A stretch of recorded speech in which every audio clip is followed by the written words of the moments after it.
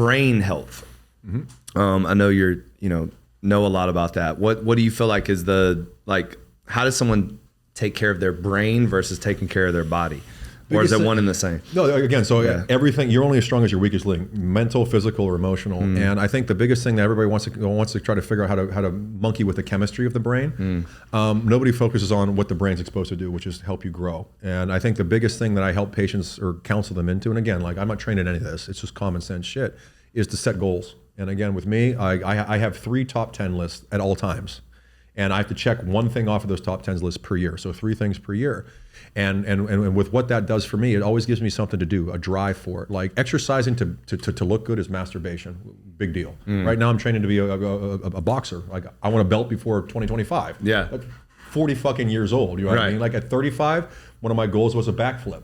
I have that, I trained to do a backflip. And I did, another goal was an around the world first class trip. So my physical aspect was the backflip. The next one was I went to do it at the Parthenon in Greece. Me and my brother got kicked out before I was able to do it. So I ended up doing it in fucking Malaysia. It was awesome. You know what I mean? Like, but those goals. Wait, you did the backflip in Malaysia? Yeah, backflip in Malaysia at Mirror Lake. It was awesome. Super, super cool place. And but having those goals is just what it gives you a reason to. I mean, work is one thing. You know what I mean? Thankfully, I love work. Like I'm sure you love your work. But to sit there and see yourself grow, the best version of you should always be yesterday's version. Yep. You know what I mean? Every version, like I tell everybody, that like right now, you've met me in my favorite day I've ever been alive. Because I'm always growing. I don't care if it's a shitty day or a good day. I'm always doing something. You know, I taught myself the piano last year. Guitar, I taught myself to get laid in college. You know what I mean? Yeah. All that kind of stuff is you have to consistently grow to not only be the most interesting person at the table, but also to keep your brain healthy. Because what happens is, and this is actually how I figured out Parkinson's. This guy, he wasn't doing, he was watching TV. So I sat there and he had 4 things he had to do. One of which was he was a painter. So he got back into painting. Then he was memory. So he was a Christian. So he was memorizing scripture. Then he was a songwriter. So he had to write songs out. It was the coolest thing in the world because now your brain, use it or lose it, your brain starts to diminish. You know what I mean? Whether it's a creative part of it, the physical part, whatever it could be, you have to sit there and continually fortify it, learn a language, you know, something like that to keep yourself growing for the brain health. But when that's all said and done, the physical aspect of the brain relies so heavily on the brain having a purpose. If your brain doesn't have a purpose, Instagram's not a purpose, work is not a purpose, relationships aren't a purpose. You need to grow yourself. So that's why, I mean, I developed the whole, lists, I guess you would say, in college. And I have checked off my original top 10 list 2 times now, which is awesome. Shit that I made that list like a first class ticket around the world. I grew up not poor, but like, really? Yeah. When I did that, I was like, fuck, man, this is pretty cool. You know what I mean? So you always have to put one in. You know what I mean? Like, this is the stuff I told you about Norway and the killer whales. Being in the water with the killer whale, which is probably the most interesting thing to be in the water with. Fuck yeah, that's been on my list now for 4 years. You know what I mean? Sperm whales was my first one, and I actually got in a fight with a sperm whale. Picked me up out of the water, kicked me. It was awesome. That was another. Those are huge. That was another one of my near-death experiences.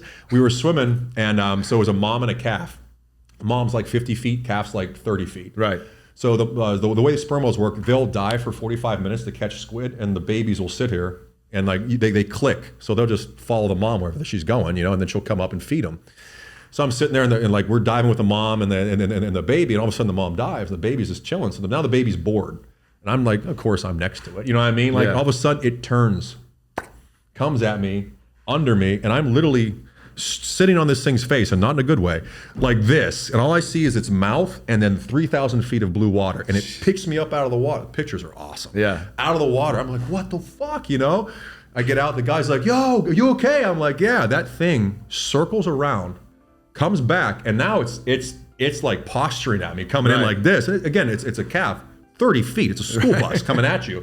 And all of a sudden, it gets from me to you, turns on its side, shows me its dick, and then takes its tail and whack, and hits the fucking camera. Jeez. So the guys, and then the boats are like, no, get out of the water now. Yeah. So I'm like, fuck, okay, I got out of the water. That thing circled around again and came under the boat looking for me.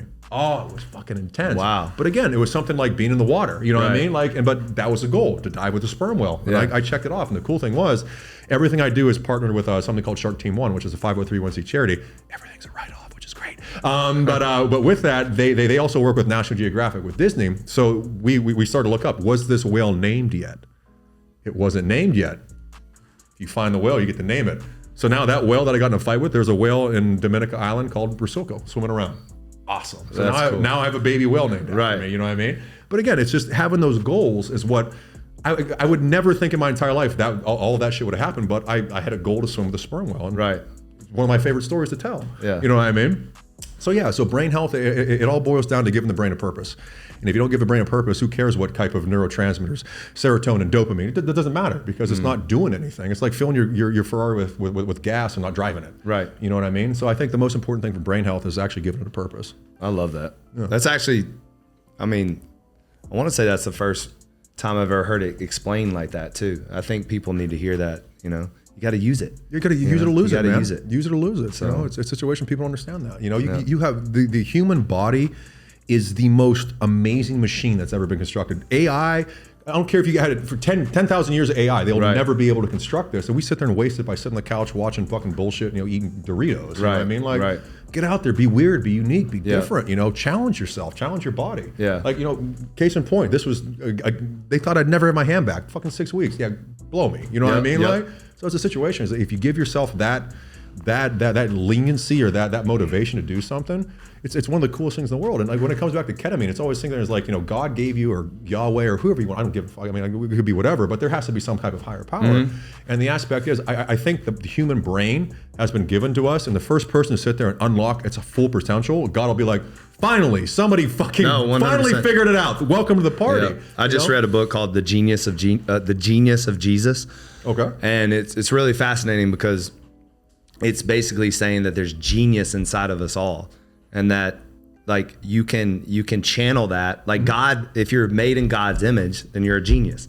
And then it also shows like we kind of don't really look at Jesus. We look at Jesus as kind of like, you know, the tooth fairy or something, instead of like really look at the genius of him, like in the healings and the, you know, the talks and he was the original gangster. Exactly. So, I agree with you. 100%.